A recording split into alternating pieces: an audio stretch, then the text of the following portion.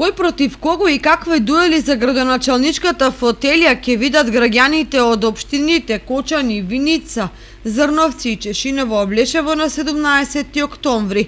Со тактизирањето на партиските врхушки и објавувањето на пакетите веќе се формираат фаворитските двојки, а некаде и тројки. Во Кочани, ВМРО ДПМН прва излезе со кандидатот Љупчо Папазов, еден од првите стопанственици во пазарната економија во општината.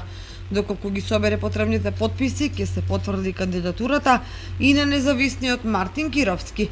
Неочекувано, најголемата неизвестност доаѓа од владеачката СДСМ, која долго калкулира со потенцијалниот кандидат Никол Чуелиев или некој друг партиски кадар.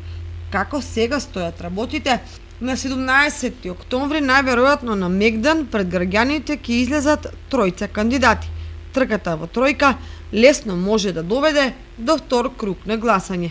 Во Виница познати се кандидатот на СДСМ Ивица Димитров и на ВМРО ДПМН Миле Петков. И засега нема најава дека во трка за престижната функција може да се вклучи некој трет. Во Зрновци СДСМ се одлучи за Виктор Ангелов, а владеачката во таа општина ВМРО ДПМН се уште се мисли, иако комбинации се вртат околу Борче Коцев. И во Чешиново Облешево работите се речиси јасни, откако СДСМ се определи за актуелниот градоначалник Горанчо Крстев, а ВМРО ДПМН за Далибор Ангелов. Во оваа општина за истакнување кандидат за градоначалник се размислуваат и доми ЛДП, кои треба да понудат проверен кадар што има довербата на граѓаните. Значително погусто ќе биде во трката за советници, бидејќи со своји листи ќе настапат и неколку помали партии, како и независни листи со кандидати.